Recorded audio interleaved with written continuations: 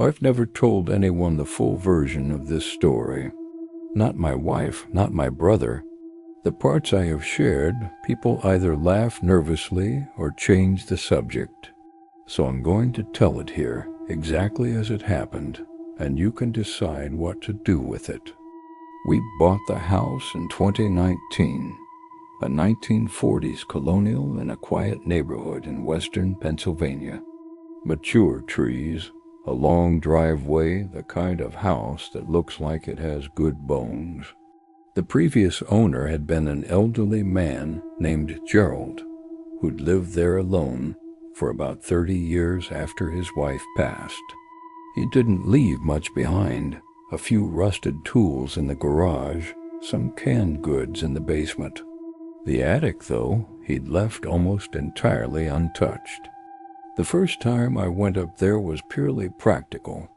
I wanted to check the insulation before winter.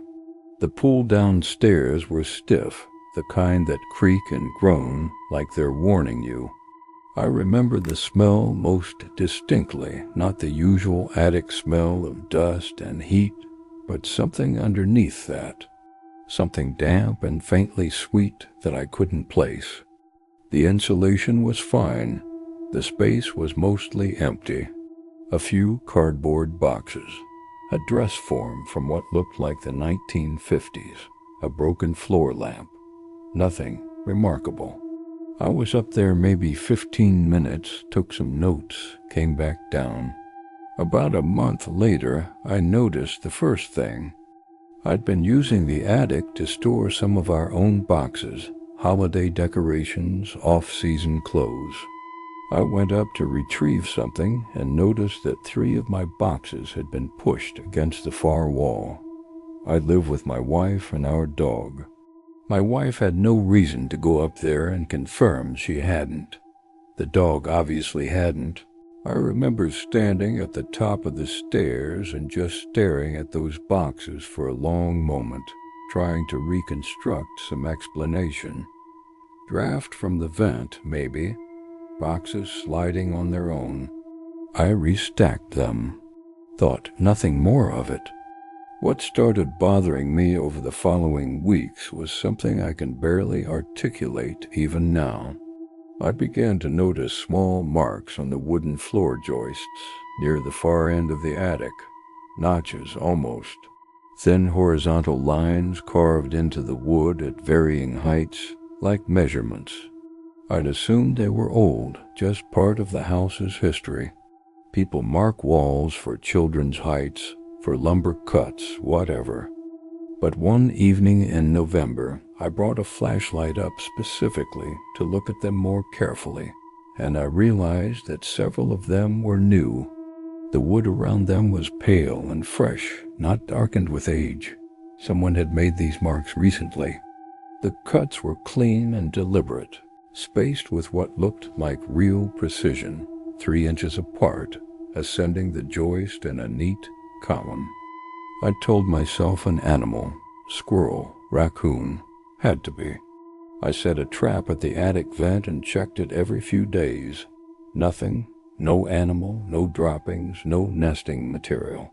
But the marks kept appearing. I started photographing them with my phone, dating the pictures. Between November and January, I documented 11 new marks added to 3 different joists. They were consistent, the same depth, the same spacing. Whatever was making them was doing so methodically. My sleep started fragmenting around December. I'd find myself awake at 2 or 3 in the morning for no reason I could name. The house was quiet. But I'd lie there with this awareness, this pressurized feeling, like the air in the room had slightly changed. My wife slept fine. The dog, a 4-year-old lab named Hector, started refusing to go into the hallway near the attic pull-down.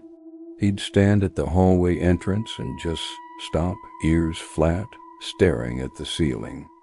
In January, I went up one last time. I'm not proud of how frightened I was. I'm a grown man, 41 years old. I went up in the afternoon with a flashlight and my phone. I wanted to check the marks, maybe measure the spacing, convince myself it was structural settling or something I'd simply missed. The marks were there. I was crouched down photographing the lowest joist when I noticed something I had not seen before, because I'd never been looking at the floor that closely, that near to the far wall. There was a section of flooring, a rough plywood panel, about 2 feet by 3 feet, that had no nails along one edge. I stared at it for a while. Then I pressed on it with my hand and it moved. It lifted. Below it was a crawl space, narrow, dark, running between the attic floor and the ceiling of the second-floor bedroom below. My bedroom. I shone the flashlight into it. It was empty, but the dust across the surface of the boards had been disturbed. Not randomly, there were long, parallel scuff marks, like something had been dragged, or like someone had lain there and turned over. I dropped the panel back down and left the attic. I want to be clear about something. I am not a person who frightens easily, and I do not say the following to dramatize what happened. I was standing in my own house in the middle of the day with sunlight coming through every window, and I felt the most complete and total fear I have ever experienced in my life. Not because of what I found, because of the implication of it, because of what it meant about all those nights I'd lain awake in the room directly below, listening to silence, feeling like something had changed in the air. We had a contractor come the following week to seal the crawl space with screws and check for any entry points from outside. He found nothing, no sign of forced entry anywhere. The attic vent screens were intact. We sold the house in the spring. I have never gone back. I still think about the measurements sometimes. 11 marks over 11 weeks, spaced 3 inches apart. I've never been able to figure out what they were counting. I'm not sure I want to. My grandmother's house is where I learned that some places hold things inside them that have nothing to do with the supernatural. Sometimes what a place holds is just the weight of real human behavior, and that can be so much worse than anything invented. She passed when I was 26, and because I was the only family member in the state at the time, the responsibility of clearing the house fell to me. A 2-story craftsman in rural Vermont, built in 1932, the kind of house that is settled so completely into its land it looks like it grew there. My grandmother had lived in it for 50 years. She was a quiet woman, private, an exceptional gardener. I adored her. I was there for 4 days. The first 2 were ordinary grief work, bagging clothes, sorting dishes, filling boxes with the accumulated small objects of a long life. The attic was last. I'd been dreading it not for any specific reason, but because attics are where things go when there's no decision about them yet, and I knew my grandmother had been avoiding decisions for years. The attic was accessed through a narrow door at the end of the second-floor hall, the kind you have to duck through. It was a finished attic, partly, at least. Planked floors, a low ceiling that angled sharply down on both sides, a single bare bulb on a pull cord. 2 small windows at either end, both so thickly filmed with dust they let in almost no light. I spent the better part of an afternoon up there, going through boxes. Old tax documents, Christmas ornaments, a broken rocking chair, photograph albums I set aside to keep. Ordinary things. The attic smelled like her house, cedar and something herbal, dried lavender maybe. It was in the last hour when the light through those filmed windows had gone amber and low, that I moved a stack of boxes from the far corner and found the door. I want to be precise here because the precision matters. It was not a large door. It was perhaps 4 feet tall and 2 feet wide, set into the knee wall at the far end of the attic. These knee wall access panels are common in craftsman houses, and I knew that. I'd seen the one on the other end earlier in the day. I'd opened it, looked in, saw pipes and blown insulation, and closed it again. This was different only in one respect. It had a latch on it. A small barrel bolt, the kind you'd put on a bathroom door for privacy, mounted on the inside of the attic so that someone inside the attic could lock it shut. I stood there and looked at it for a long time. My hand went to it twice before I actually opened it. Inside was a small square room, a finished space, maybe 6 feet by 6 feet, with actual drywall on the walls and a piece of indoor-outdoor carpet on the floor. A single lamp, no longer plugged in, sat in the corner. There was a folding chair. On the floor beside the chair, a neat stack of composition notebooks, perhaps a dozen of them, the black and white marbled kind. I didn't read them that day. I couldn't. I sat in that space for a few minutes trying to understand what I was looking at, trying to construct an innocent explanation. A prayer room, maybe, a space for solitude. The latch didn't have to mean anything. I took the notebooks downstairs. That evening, in the kitchen with every light on, I opened the first one. The handwriting was not my grandmother's. It took me a long time to accept that, because I needed to be hers. I turned to the last entry in that notebook, then the last entry in the last notebook, looking for a name, a date, anything. There were dates. They spanned nearly 8 years, the most recent less than 2 years before my grandmother died. There was no name. The entries were in the second person, always addressed to someone called you. They were detailed. They were specific. They described my grandmother's house, her daily schedule, her habits, the view from each window, which lights she turned on and when. I called my mother that night and asked if my grandmother had ever had a boarder, a caretaker, a long-term guest. She hadn't, to my mother's knowledge. I called the county sheriff the following morning. They came, they looked, they took the notebooks. An officer told me there was no sign of a break-in, and that without knowing who had written them, there wasn't much to pursue. He said it might have been someone she knew. He said he'd be in touch. He used the tone of someone who would not be in touch. I finished clearing the house. I kept thinking about 8 years of entries, about the little lamp, about how my grandmother had lived alone in this house, sleeping in her bedroom on the second floor, while someone had built themselves a room directly above her. Whether she knew, I cannot tell you.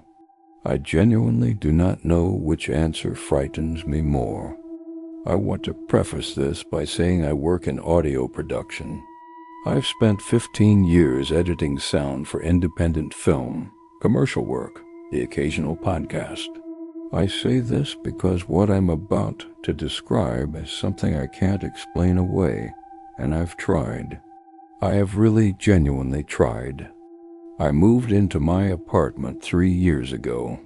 It's the top floor of a converted Victorian 4 units, and I'm in the one that takes up the entire 3rd floor, along with a small private attic accessed by a hatch in my bedroom closet.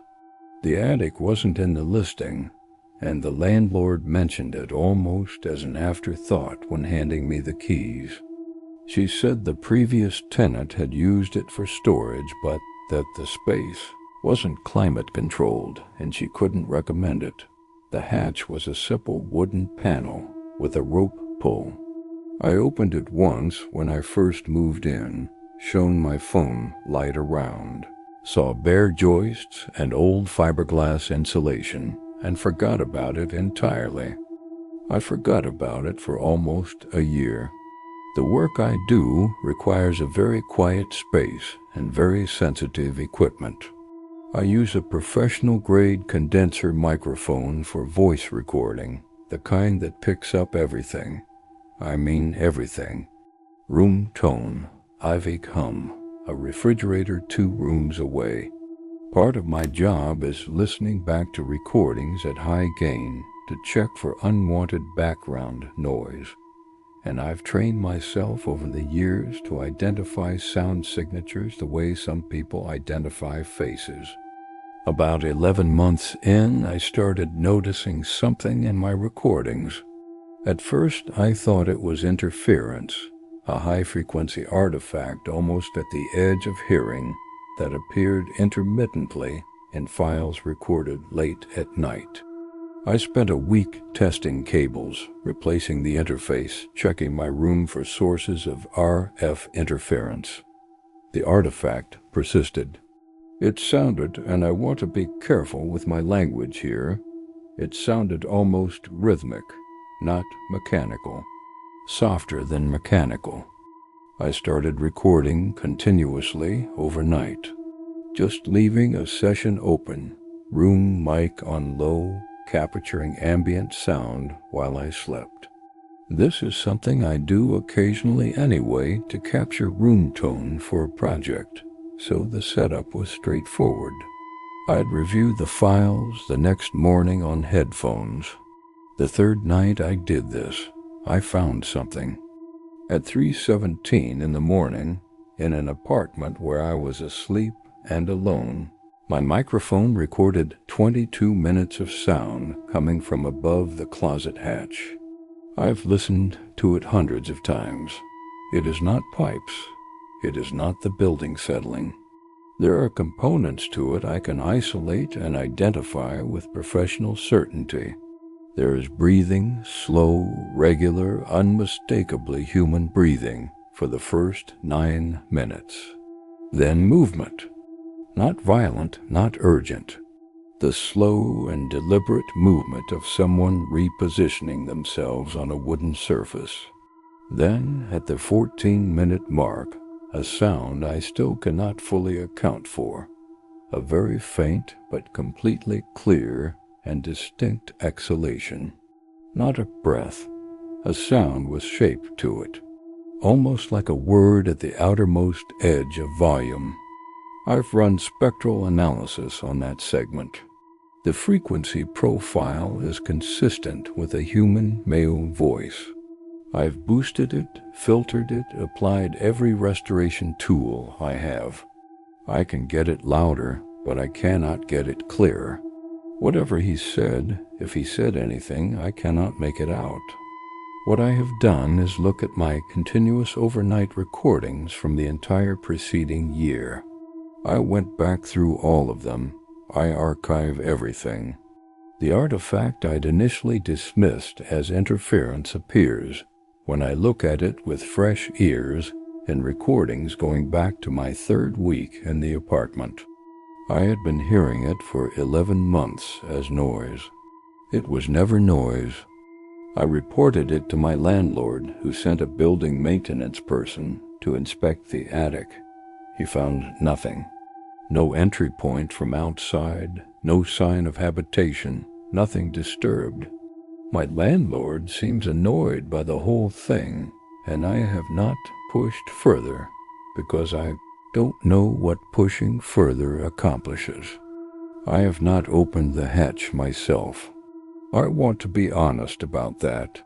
I have stood in my closet and looked up at it multiple times, hand on the rope pull, and I have not opened it. I don't know what that says about me. I still record overnight.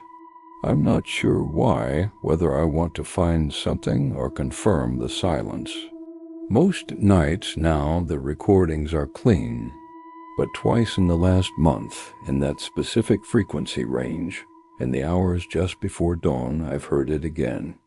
just breathing, slow and even, like someone who is very practiced at being still.